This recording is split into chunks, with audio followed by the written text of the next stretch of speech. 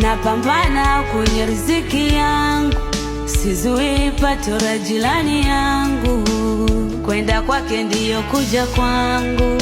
I'm staying my way, alichojalia Mola, hicho ndicho halali yangu, natanua